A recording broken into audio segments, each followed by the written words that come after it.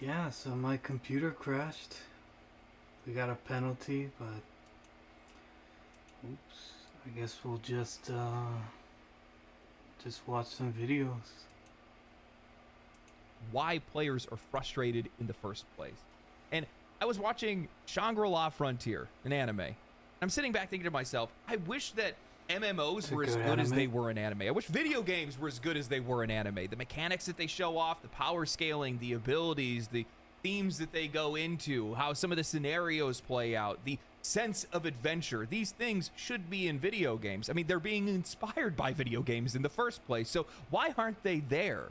And then I came across an interview with Konrad Tomaskovitz. I hope that I didn't completely murder that name, but he's the ex-director of The Witcher 3 and ex-co-director of Cyberpunk 2077. And he left CD Projekt Red to go start his own studio, something smaller, something more independent, something free. A studio that he worked at for 20 years, over 20 years. He turned them into an RPG powerhouse. Why would he do something like that? And after reading his interview, it confirms something that I've been thinking for a long time. This industry is too big to move forward, too big to do anything new. But before we dive into that, a word from today's sponsor. Today's video is sponsored by StarForge. Yeah, that's right. If you guys have noticed the PC in the background, a few weeks ago, my entire rig went down. PC. StarForge ended up having my back. Now they want to have yours. So I'm going to talk to you guys about one of the best builds in PCs that I've seen in a long time. Their cable management is something that I'll never even be able to get close to. And their logo is so cool. It's definitely just a hammer. I've been loving my new PC from StarForge Systems. It's incredibly quiet, sleek, and lightning fast. Cool. It's a way better build than I could do myself. And they've got something for everyone. They got Horizon PCs, which are great for your everyday gamer, much more affordable, and just great for a first-time user or even experienced players. You can kick it up a notch. Go into their Navigator series that are packed with next-gen components, giving you some truly high-end performance. But if you're a content creator or an enthusiast like me, well, their Voyager series has everything that you're going to need. StarForge has a ton of incredible customization options with PCs inspired by popular games like Terraria and old-school RuneScape, anime like FreeRen, and even their own original designs. And if you really want to customize, they got limited run designs, plate lights, desk mats, and even posters to match your setup. Every PC is hand-built in Austin with premium quality and attention to detail, plus a 2-year parts and labor warranty.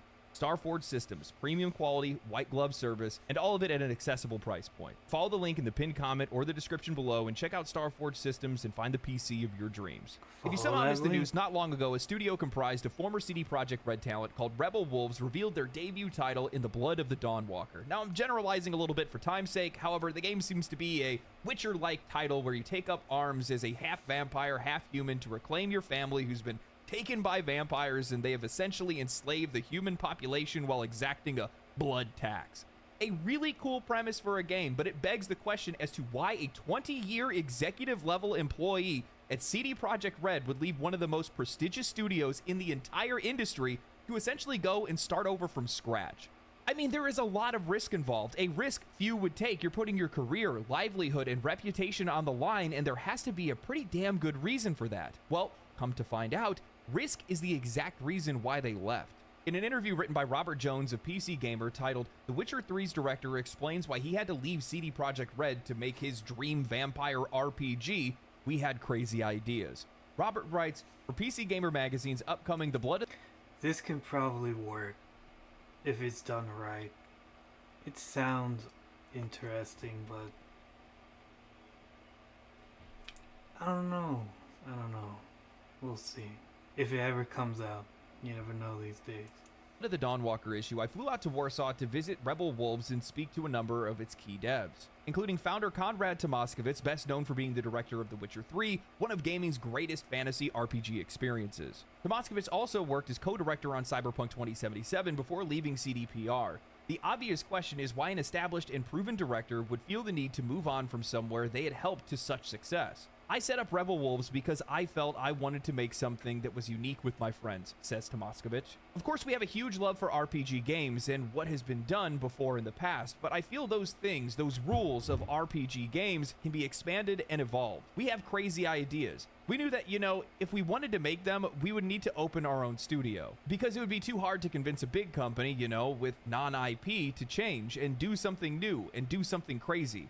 Actually, it's risky because we're doing some solutions which are new. And there it is, a few words that speak volumes. The vast majority of the biggest titles across the entire industry are legacy IP, long-standing franchises, well-known names that have built empires: Assassin's Creed, Diablo, Call of Duty. And that's pretty much the problem with gaming these days, or at least in general. It's like, it needs to have an IP behind it. Like, there can be the most interesting game out there, but then it flops because nobody knows what it is.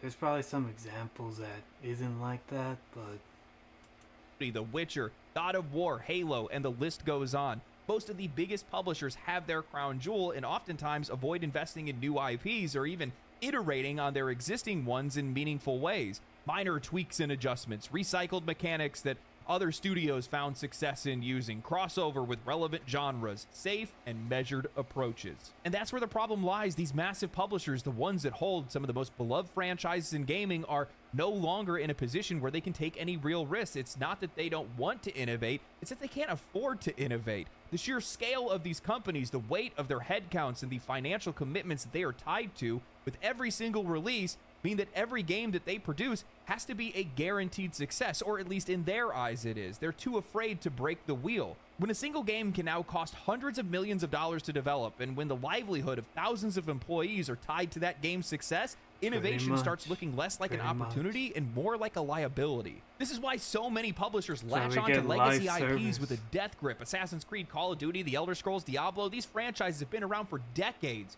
And while they still sell, they've reached the point where they're just repeating themselves with minor adjustments. The problem isn't necessarily that these games are bad, some of them definitely are, but plenty of people are still enjoying them, and they often deliver at least a competent experience. But they don't move forward. They don't take any meaningful risks because they can't. The industry is locked into a cycle where studios are specializing in a singular franchise, pouring all of their resources into maintaining them rather than exploring new ideas. And the bigger these games get, the harder it becomes to justify taking a chance on anything else. The irony is that's not how these franchises were born in the first place. When Blizzard made Diablo, when Bethesda made The Elder Scrolls, when BioWare launched Dragon Age, these games were massive gambles. They were made by smaller teams operating with fewer resources, but a vision that was driven by creativity rather than market expectations. These weren't sure bets, these were passion projects that resonated with players because they did something new. But as these franchises became juggernauts and they turned into multi-billion-dollar investments, that creative spark got buried under layers of corporate oversight. And now these companies can't take the same risks that made them successful in the first place because they aren't just playing with their own money anymore. Investors demand safe returns, and the safest return is a predictable one, rehashing what's already been done. I talked about this in my Path of Exile 2 review, but the game actually felt like a true, genuine evolution of the ARPG genre. Never the played slower, it, more but I methodical hear good combat, the things intricate about it. boss mechanics, the build crafting, the power scaling, slowly reaching that PoE 1-like map clearing. It all felt like a natural step forward.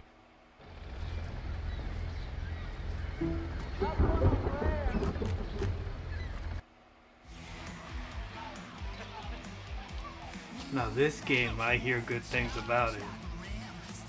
It wasn't afraid to be complex, to challenge the player, to demand more from them. Heck, instead of dumbing down any of the systems in their game, they just provided clearer instructions, more explanations. They even put in videos on how the game works inside the game. Grinding Gear Games took risks, and it paid off because they still have the freedom to experiment. They gave themselves that freedom. Then you go and look at Diablo 4, a franchise as old as Diablo, made by a company as massive as Blizzard. They should have been able to do the same thing. Hell, it should have been even more than that, and yet they didn't. They played it safe. They streamlined mechanics, flattened the skill ceiling, and prioritized accessibility over depth. Not because the developers lacked talent, but because Blizzard couldn't afford to alienate a single segment of their audience. They had too much on the line. They have shareholders to appease. Now they have Microsoft to appease. They weren't just making a game, they were managing an investment. This is one of the fundamental problems with the industry today. This is one of the reasons why players are feeling like they're not getting enough out of the games that they're buying. When a game reaches a certain scale, when a company grows too big, it becomes risk-averse by nature. The same studios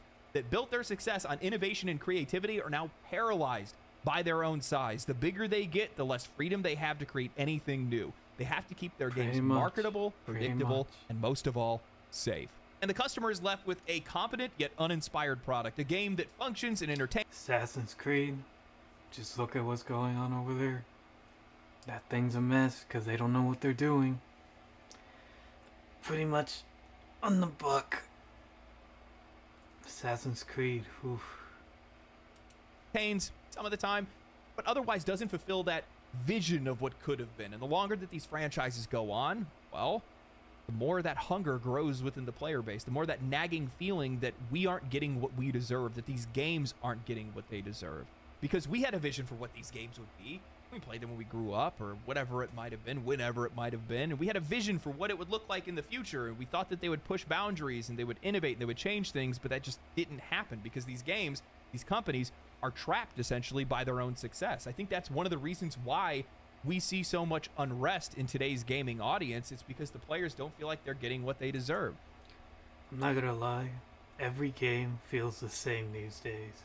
I think that's why games like Marvel Rivals or Kingdom Deliverance feel so different. They feel polished, like they feel like there's love to it. But like he said, Assassin's Creed Shadows is a perfect example of a game that's just coming out for the money. There's nothing new to it. It's not out yet, but it does look... I'll hold my judgment till it comes out, but let's be honest. It's because just these for the games are money going for up in them. price. They're being sold to us bit by bit, but we're just getting more of the same. I think that's one of the reasons why I have a lot of respect for the Zelda series, or for Final Fantasy for that matter, where at least they do try to innovate. They try to do something different. Final Fantasy 16, love it or hate it, is a completely different game. Rebirth, I cannot finish that game. That game has so much mini games. And I know they tried something new, but oh god, those mini games. That was something they should not have done. Than any other Final Fantasy game that's out there. Personally, I love it. I think the Bahamut fight is one of the most peak moments in video games. FF16, you either love it or you hate it. When I played it, it was good. The primal fight. What I saw anyway, the primal fight. Everything else, the side quests, whew. Yeah, it's a love or hate game. Games ever. It's so good. It's insanely good. But that's why I have a lot of respect, and I think it's great when I see talent start to leave some of these companies, when I see the ex-Witcher 3 director want to move on because he wants to do something new, he wants to innovate, he wants to create. And I think in a lot of cases, with the situation a lot of these companies are in right now, as much as I love the idea of what he's talking about, there's one example that I always think about when a developer, a legendary developer, goes out of his way to try something new. And that was the Callisto Protocol. Dead Space guy, absolute legend. Callisto Protocol, it was not it. Like, I get it, funding and all that, but you gotta take risks, and I respect that. Maybe it's that these legacy IPs just don't have anywhere else to go. You have to recognize when they actually get to their peak, maybe we don't need another Witcher. Sometimes you have to have the insight to be able to realize something like that. You have to move on and go do something new, and I think that's exactly what he's doing. But investor interests, legacy IP, lack of creative freedom, these aren't the only things that he's leaving that company for. No. There's something else. There's a bigger issue that's out there in the industry, one that I think has caused a lot of games to fail, and I think it's going to cause a lot more games to fail. And the Witcher 3 director didn't leave just for creative reasons. He left to get away from the people. Conrad didn't just leave CD Projekt Red to make Blood of the Dawnwalker. He left because the company was too big to work with and the people were too much to deal with. In the interview, Conrad continues with, "We have a studio where we work with the people and among them. Not like at a bigger studio where it's harder. I felt that a smaller team is capable of doing more because the communication is inside the team and it's easier to speak about the vision. It's easier to feel the creative fire and to do something special." Now, that's how he framed it in the PC Gamer interview. However, I feel like that's a bit of a revision because I remember that this isn't the first time that we heard about Conrad leaving CD Projekt Red, because he didn't leave because of creative freedom or team size. He left because of bullying allegations. See, because back in 2021, there was a report that an internal investigation had cleared him of any wrongdoing. He was accused of bullying other employees, and yet he still ended up resigning, saying that he felt immense sadness over the situation and how it unfolded and the stress and anxiety that he may have caused. That's just childish. That's just childish. Come on, man. His co-workers. And I think that's the real story here, not just why he left, but why so many industry veterans are leaving some of these massive studios. It's a complete cultural shift on how games are made. Game development has always been messy. It's been full of friction. Great ideas do not come from agreeing with one another. They come from arguing, debating, pushing back. But over the last decade, the industry has become terrified of conflict. Toxic positivity, fear of confrontation, and the death of accountability. Timothy Kane, one of the original minds behind Fallout, has seen this firsthand. He talked about it in a YouTube video last year, describing how the very foundation of how developers work together has completely changed. He told a story about this time where he was working at Carbine Studios, where he had tried to implement something as simple as whiteboard listing the top 10 most urgent tasks. Back in the Fallout days, this worked perfectly. People would check the board, see what needed to be done, and get to work. Fast forward 10 years, and the same system is completely unacceptable. Developers told him that if their names appeared on that board, they would quit on the spot. Even if their names weren't included, they still refused because people would figure out who was responsible. Think about how insane that is. The idea that public accountability was so offensive to these people that they would rather leave the company than have their work attached to their name. This is the industry that Conrad left, an industry where calling out a problem is treated as a problem itself. Kane also talked about arguing in game development, the kind of back and forth, high energy debates that shape great games. He and another creative would scream at each other over design choices, jumping up to scribble things on whiteboards, pacing back and forth, fighting over the best solutions, not because they were angry, but because they cared, because they wanted to challenge one another. And guess what? People in the office couldn't handle it. They were told to stop. People were too uncomfortable. This is the industry now. Too fragile to handle conflict. Too afraid to push each other to do better. And too sensitive to everything. Like, you could tell that people back in the day just put love and energy to what they do. But now it's like you throw an idea out there and they're all like, no, man. Are you crazy? When you strip away conflict, when you strip away accountability, what's left? Safe, predictable, uninspired games.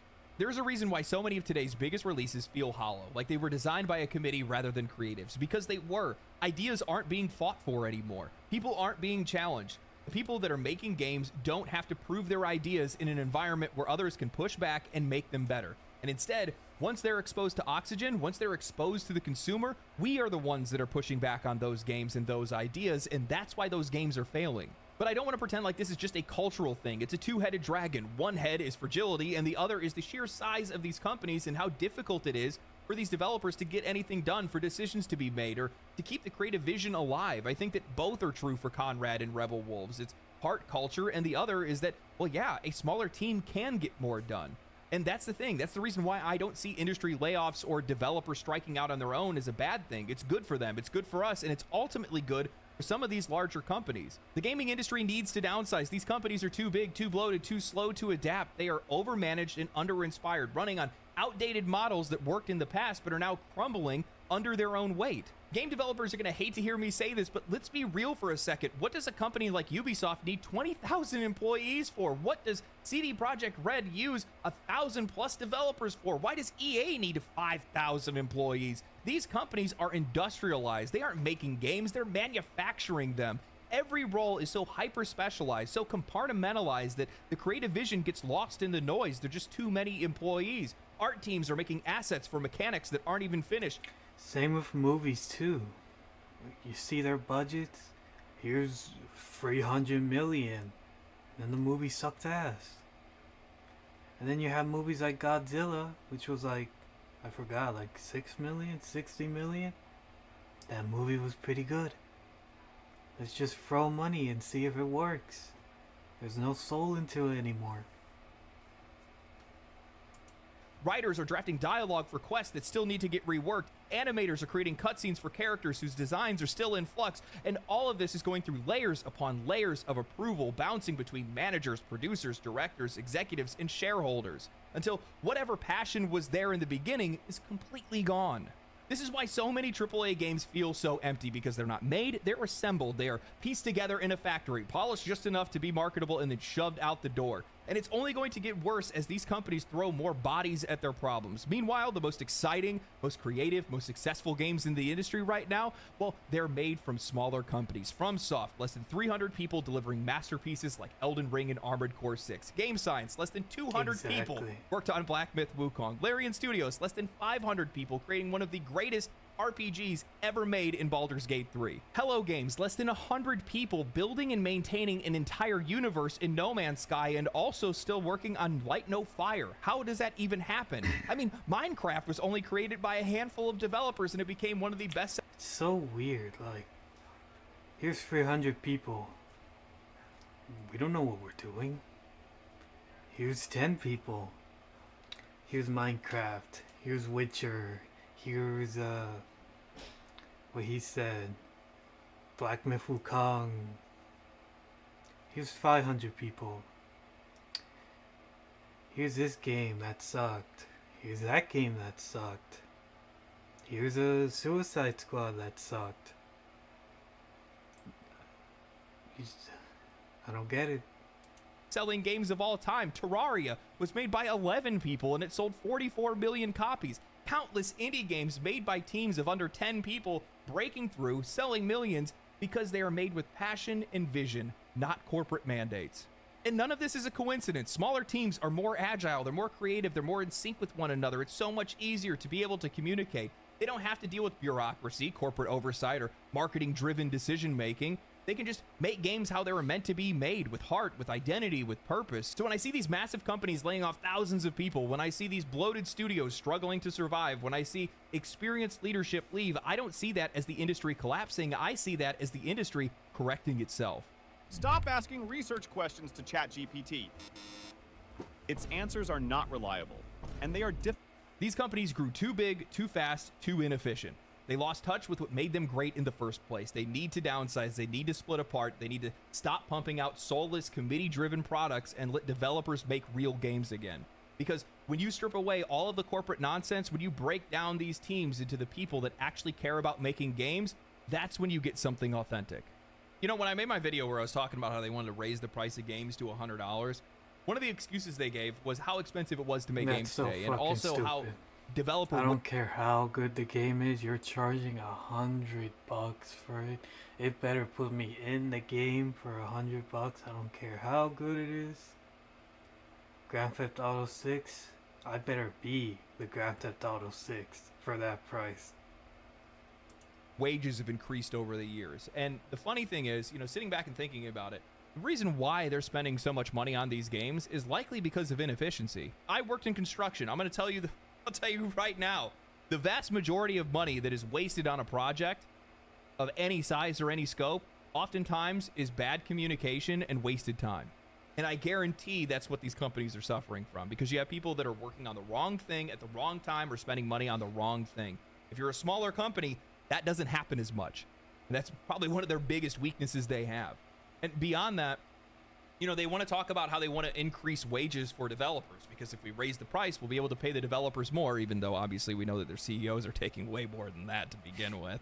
But beyond that, the funny thing is if you have a smaller studio and you're able to stay efficient, you're able to make really good games and stay successful, well, then you're able to spend more money on your developers in the first place. You're able to pay them more money. I think Valve is a really good example of that. Obviously, they have a lot of different things that make them money with Steam, but with that said, if you think about it, when you have less employees, but you're still making really good games and you're still maintaining really good games, well, then you could pay your employees wherever the hell you want. You're not supposed to be up there. Yeah, whatever. But I feel like in a lot of cases, when it comes to some of these companies, they just want to grow for the sake of growth. There's really nothing else behind it. They just keep throwing bodies at problems and thinking they're going to be able to make games faster, make bigger games and things like that. But I don't think that's necessarily what the players want either. So there's a lot of different issues that are at play, but I really do think it comes down to just how big these companies are, and they have to downsize. They got to dial it back a little bit. Otherwise, it's just going to get out of control. And I'm predicting that Blood of the Dawnwalker is going to be a hit. I'd almost guarantee it, because they're not going to. They're going to stick to the same kind of module, because that's all they know how to do. bigger means better, right? To them, that's what it means. And then they learn the hard way. You have a lot of staff that's there that are veterans of one of the greatest RPGs ever made, that have no limiting factors on how creative they can be. There, you don't have to worry about offending anybody in the office. They're all friends. Conrad said so in his interview. I just want to make a good friend, or make a good game with my friends, is what he had said in his interview. There's no restrictions there. It's an intimate environment. They're all together. They can easily communicate with one another and actually work in the trenches. You know, I think, you know, when I look at some of these bigger studios, a lot of the leadership doesn't even really work on the things that they used to anymore. You have executives at these companies that used to be developers. Maybe they used to be an artist or a level designer, but now they're not actually doing. I hope it does work out well. It looks interesting. It's made by people that care. Not saying that every game these days isn't made by people that care, don't care, but most of the times it is. Hopefully it'll work out. Doing any of that work anymore. And I think you can get so much more work done and better work done when you're right there with the employees doing the work with them. And to be honest with you, and I guarantee a lot of you guys are gonna click with this, how many times has it felt so much better doing the work you're doing? How much more motivated you were when your boss came to work with you, doing the work that you do? That goes a long way. Anyway, I think this is really cool. I think this game is going to turn out really well. I really like the trailer. I love the premise of the game, and I really like his motivation behind leaving. Obviously, I'm adding some of my own reasoning to it, but I would almost guarantee that's probably going to be the case. I mean, anytime you're working in an environment where you have to be afraid of what you can and can't say to people, because I could easily picture, especially at a studio the size of CD Projekt Red, especially with some of the beliefs that they have over there as well, I could totally see people getting offended, people being ashamed that they didn't get their work done, and when a boss said, hey, you didn't get your work done, they feel like a victim. That's been a growing problem. Luckily, it seems like one that's going to get fixed. Anyway, hope you guys enjoyed the video. If you guys did, like the video, subscribe to the channel. Follow me on Twitch. I'll be streaming all next month. I got a couple of really cool things I'm going to be streaming next month, so make sure you guys follow me for that. Outside of that, thank you StarForge for sponsoring the video. Stay cool, stay righteous, stay safe. Catch you guys in the next. Yeah, pretty much agree with all he said. Developers these days, bigger means better in their eyes. It doesn't. Hopefully that vampire game, the RPG, it's good. I hope it is. Anyway, legendary drops. Sub to him. And yeah, our band should be over, so let's go back to Rivals.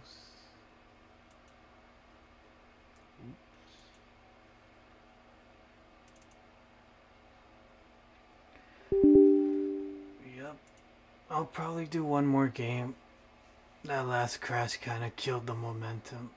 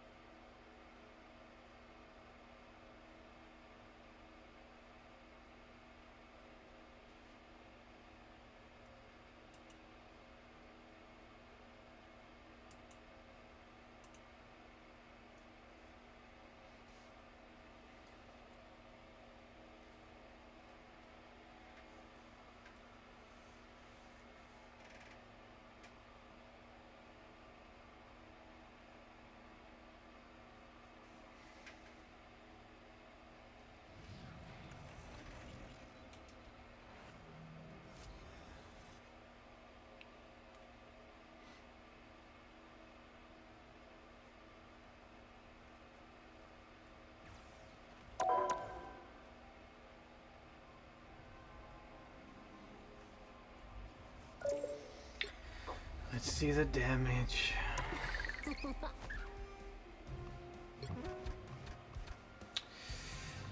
Yep. That hurts. That hurts. I think we're basically one match behind from where we started.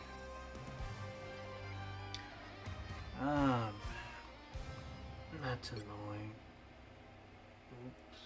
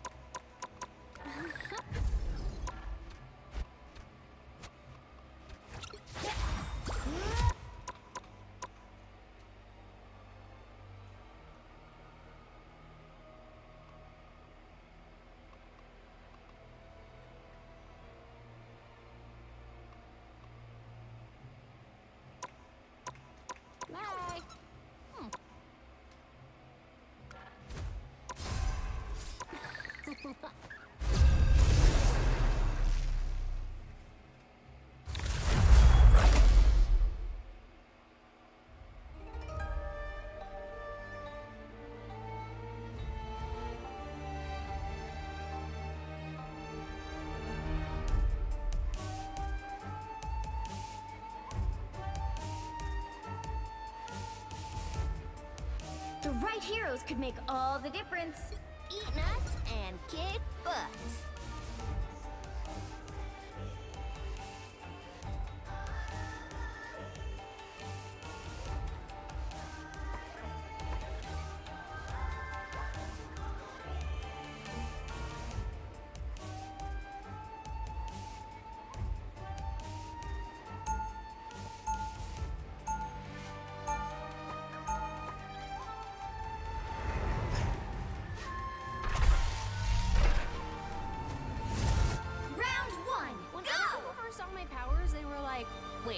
A squirrel, and now they're like, ooh, a squirrel. They'll be coming in 30 seconds. Stay strong. Now that's a snack. You're a shooter like me. There's no shooter like me. Never figured I'd have something in common with a talking raccoon.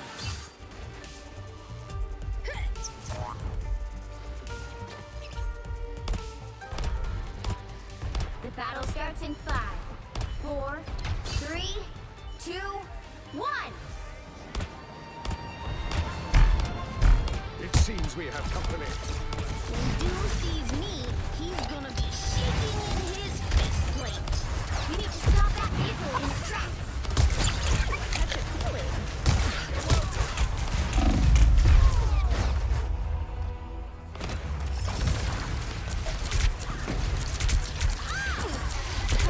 Better stop that vehicle. We're back, right, Tippy Toe?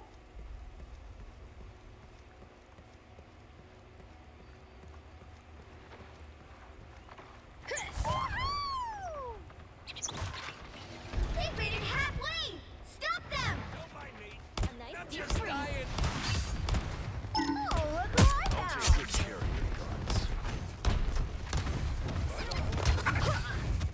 Oh, I'm energized. I'm a problem your gun can't solve, Frank.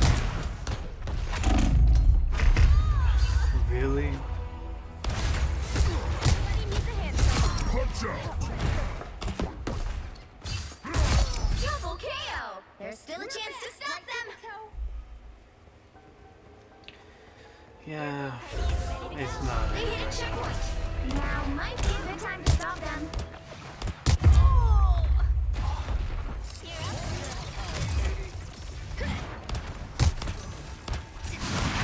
A nice deep freeze. Judge! Jury! Execute! That put a spring in my step? Better stop that vehicle! My way!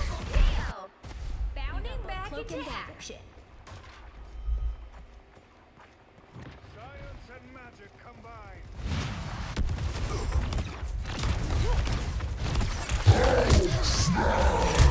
Maximum pulse!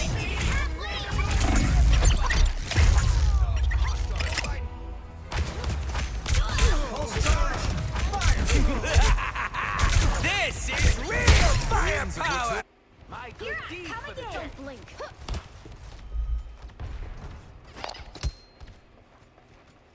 There's still a chance to stop them! I feel like I'm seeing the whole universe. Just So happy to chip in! oh, a touch of feeling.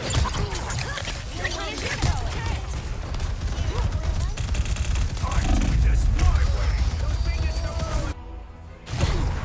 Need some ranged firepower. Judge! Jury!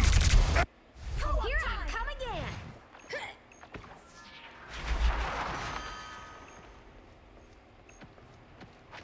Nuts! A portal!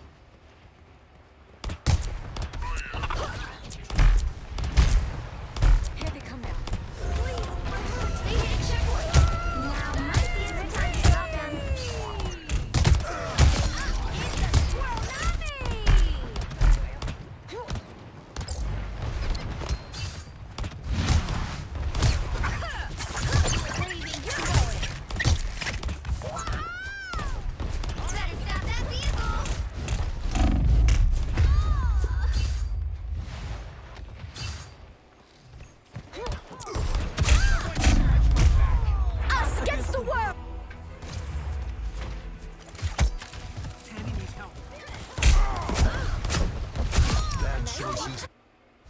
By the Eye of Agamotto!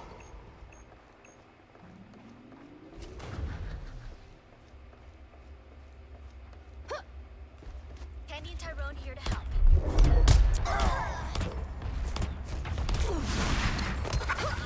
Ooh, a touch of healing. Better stop that vehicle! It's now or never! Stop them! Maximum pulse! Anyone willing to help? There, healer behind. Jury! Yep. Execute!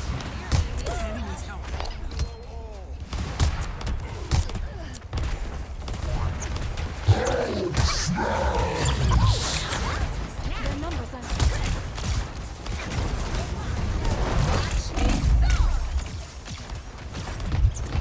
Don't give them another inch! Or else.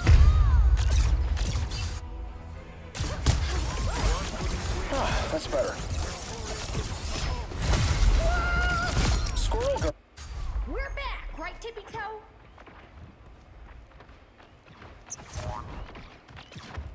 Nobody's doing anything.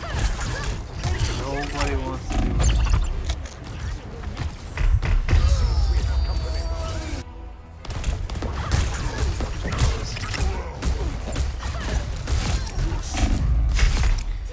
Yeah. Maximum pulse! Remember? Letting us know.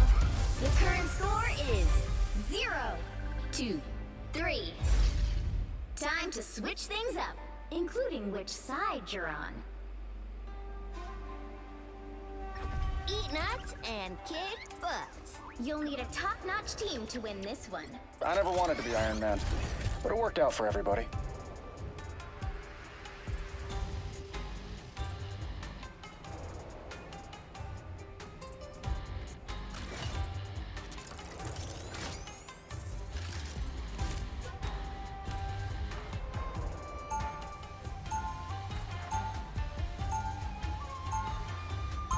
Round 2, go! Trudy's going to get this all sorted out. All I have to do is build her.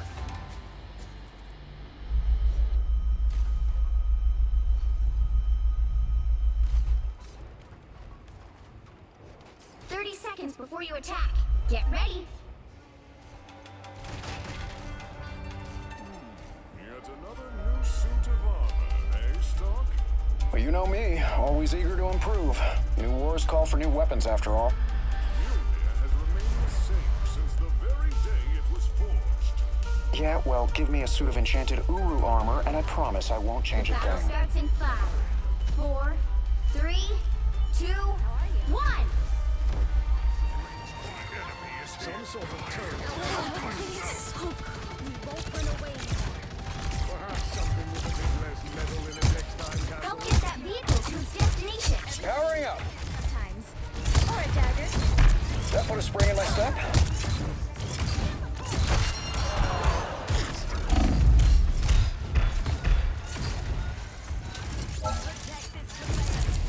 Track this enemy.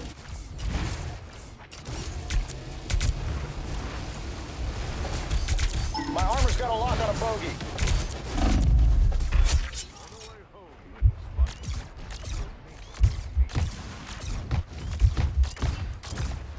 Powering up.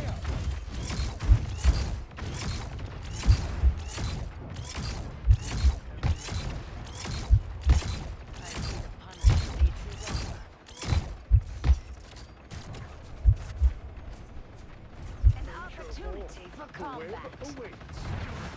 No more hiding, Punisher. Bombs away. I am ready to put on a show. Oh! Not sure how we'll solve that. It's the grand finale. It's okay. I'm gonna find whoever. Powering up. Shields up.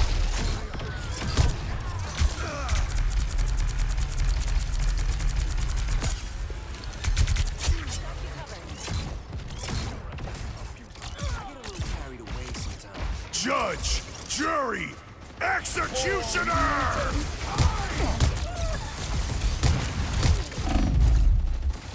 Not sure how we'll solve this.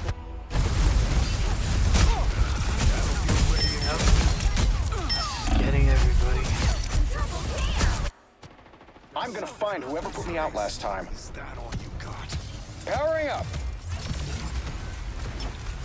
Oh, it's lagging everywhere.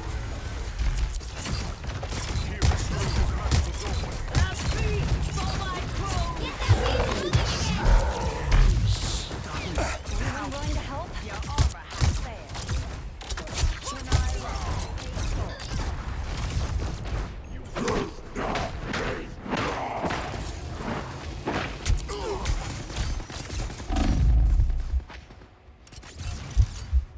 Powering up.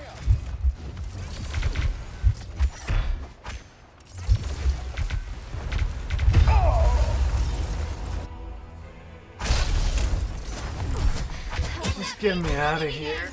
I'm done for today. I'm back. I am ready to Hurry put up. on a 60 seconds left. Don't mess with the amazing By the Spider-Man! eye of Agamotto. I'm back.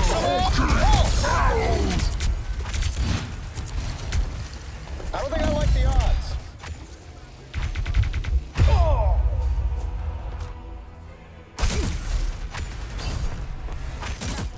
Science and magic combined. Field. I'm back. Co-op time. They call me Powering up. I am Asgard's might. Down to 30 seconds.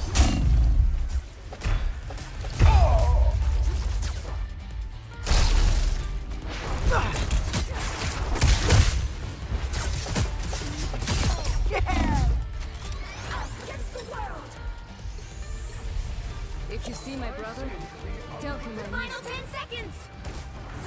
This. Shields up. Limbo. I was in trouble. You'll have to keep fighting until we have a winner.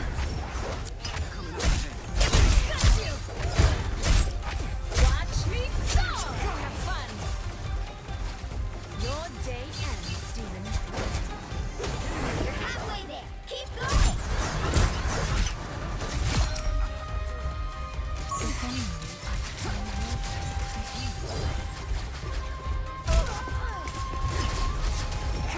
I'm Almost there. Don't turn back now.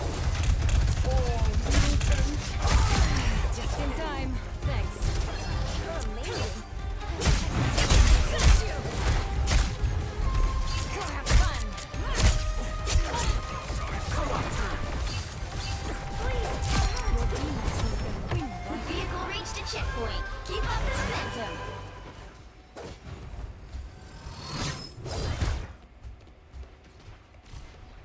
We're off to see the Master Weaver. It seems we have company. Judge, jury, executioner! I'm hurt. Go have fun.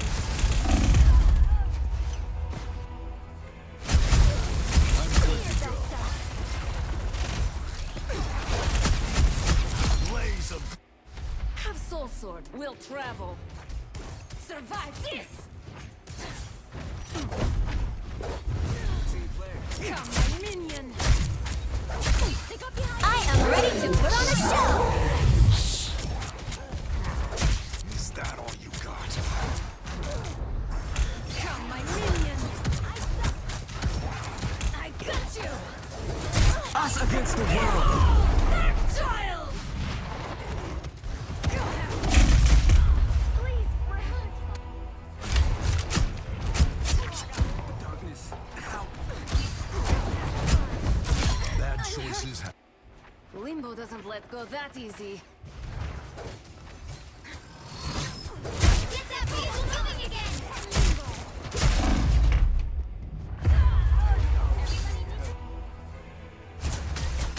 Only 6 us against the world. Haha, back from Limbo.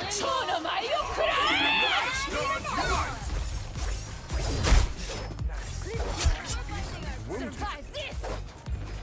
We're headed straight. Now's my chance.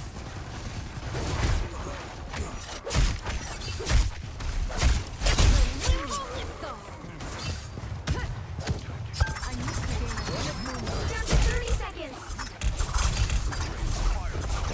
Come, my minion. Keep going.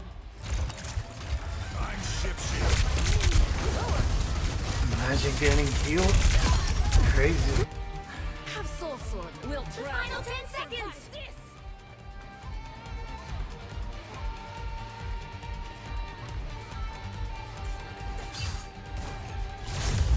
We'll have to By keep the fighting until eye. we're a winner. I don't fear pain. This feels good. Judge, jury, executioner!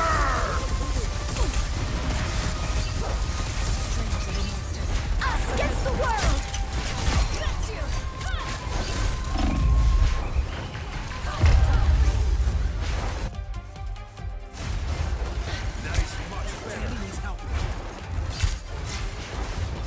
Us against the A shortcut through space.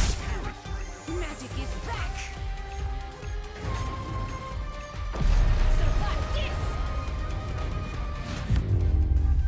Thank God. Get me out Final of here. score 1, 2, 3.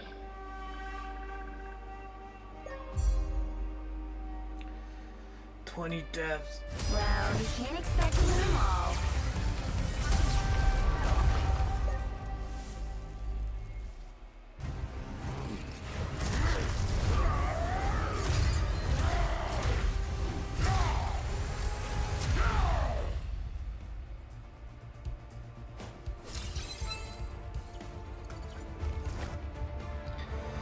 Yeah, after that crash and that beginning, I just lost the momentum. It's not there. Anyway, I'll probably call it here. It's just not it right now. Thank you for watching, whoever was watching. I'll see you maybe tomorrow. I said I would try Monster Hunter, so I probably will this time. Anyway, see you tomorrow. Take care.